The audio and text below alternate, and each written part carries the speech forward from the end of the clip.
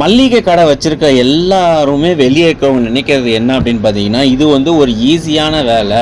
இது வந்து பெரிய ஒரு ரிஸ்கே கிடையாது. இதில் வந்து என்ன கடைக்குள்ள உட்காந்து இந்த பொருளை வந்து எடுத்து கொடுக்குறதா அப்படின்னு சொல்லிட்டு நிறைய பேர் நினைக்கிறாங்க. உண்மையில சொல்கிறேன், 99% நினைக்கிறாங்களோ நம்ம வீட்டு பக்கத்தில் இருக்கிறவங்க கூட மல்லிகை கடைக்காரங்களா, அவங்களுக்கு என்னப்பா ரொம்ப ஈஸியான வேலை தான், சொந்த தொழிலே ஈஸியான வேலை அப்படின்னு நினைக்கிறாங்க. அப்படி நினைக்கிறவங்களுக்கு தான் இந்த வீடியோ வந்து ஃபுல்லாகவே பாருங்கள். அதே மாதிரி நான் என்ன சொல்ல வரேன்றதை ஃபுல்லாக கேளுங்க. ஒரு மளிகை கடையை நடத்துறது வந்து பெரிய ஒரு ஈஸியான வேலை கிடையாது. அதில் வந்து மெயினாக வந்து உங்களுக்கு டிஸ்பிளே பண்ணுறது தான் ஃபஸ்ட்டு வேலையே உங்களுக்கு. அதே மாதிரி வந்து பார்த்திங்கன்னா கடையை வந்து எப்பவுமே சுத்தபத்தமாக எப்பவுமே வைக்கணும். இன்னொரு விஷயம் என்ன அப்படின்னு பார்த்தீங்கன்னா, கடையில் வந்து பார்த்திங்கன்னா ஒரு சரக்கு கிடையாது. மளிகை கடை அதாவது ஒரு ஹோட்டல் கடை வச்சுருக்கோம் அப்படின்னா ஒரு biryani, chicken rice, fried rice அவ்வளோதான், ஒரு 4-5 ஐட்டம் தான் வச்சுருப்போம். சரிங்களா? இல்லைனா மெனு வந்து முன்னாடி போட்டுருவோம். மளிகை கடைக்கு நீங்கள் எந்த இடத்துல நீங்கள் மெனு போடுவீங்க சொல்லுங்கள் பார்க்கலாம். ஏகப்பட்ட ஐட்டம் இருக்குது, கிட்டத்தட்ட 500 ஐட்டம் இருக்குது. நீங்கள் இது எல்லாத்தையும் நீங்கள் ஞாபகம் வச்சுட்டு இருக்கிறதுக்கே இதுக்கே வந்து உங்களுக்கு டென்ஷன் ஆகிடும். அதை பார்த்து நீங்கள் ஸ்டாக் எடுத்து அதுக்கப்புறம் நீங்கள் அதை ஆர்டர் போட்டு நீங்கள் ஒவ்வொரு ஏஜென்சிக்காரங்கக்கிட்டேயும் வாங்கி அதுக்கப்புறம் ஆளுங்க வருவாங்களா வரமாட்டாங்களா, அது இல்லாமல் மெயினாக வந்து உங்களுக்கு வந்து அப்படியும் ஆளுங்க அதிகமாக வந்தாலுமே உங்களுக்கு வந்து லெக் பெயின் பேக் பெயின் அதிகமாக இருக்கும். காலையில் வந்து உங்களுக்கு 6 மணிலேருந்து நைட்டு வரையுமே 9 மணி வரையும் 9-10 மணி வரையும் நீங்கள் கடையில் நின்றுட்டு இருக்கணும் அப்படின்னா அது எவ்வளோ பெரிய விஷயம் தெரியுங்களா? வீட்டில்னா கூட நம்ம கொஞ்ச நேரம் ரிலாக்ஸாக உட்காரலாம், ஆனால் இதில் வந்து நம்ம உட்காரவே முடியாது. இது இல்லாமல் மளிகை கடைக்காரங்களுக்கு வந்து ஒருத்தர் வேலை மட்டுமே கடையை ரன் பண்ண முடியாது.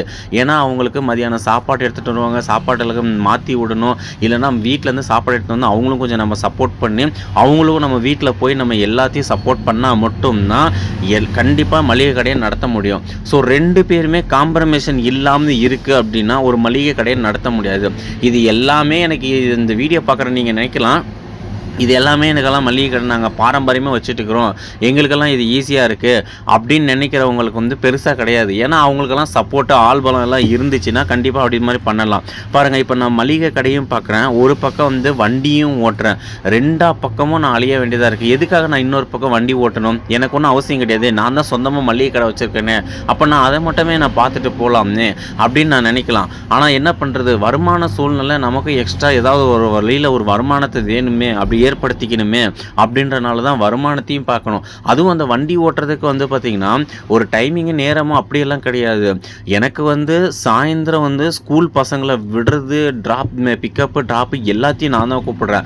அந்த டைம் குறிப்பிட்ட டைமுக்குள்ளே நான் முடிக்கணும் அப்படின்னா எவ்வளோ பெரிய டாஸ்க்கான ஒரு விஷயத்துக்குள்ளே நான் இறங்கி செஞ்சுட்டு இருக்கிறேன். நீங்கள் பாருங்கள், உண்மையில் சொல்கிறேன், பிஸ்னஸ் பண்ணுற எல்லாருக்குமே வந்து ரொம்ப ஒரு பெரிய டாஸ்க்கு தான். அதாவது வந்து சப்போர்ட் இல்லாமல் செய்கிற பிஸ்னஸ் பண்ணுற பீப்புள்ஸுக்கெல்லாம் வந்து உண்மையிலே ஒரு பெரிய விஷயந்தான்.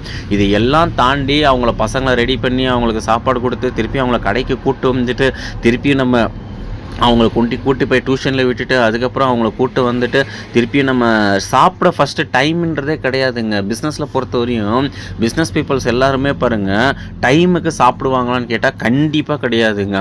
பெரிய ஒரு 100 லேபருங்களை போட்டு ஒர்க் பண்ணுற கம்பெனியில் மட்டும்தான் டைமுக்கு சாப்பிடுவாங்க அந்த ஓனரு.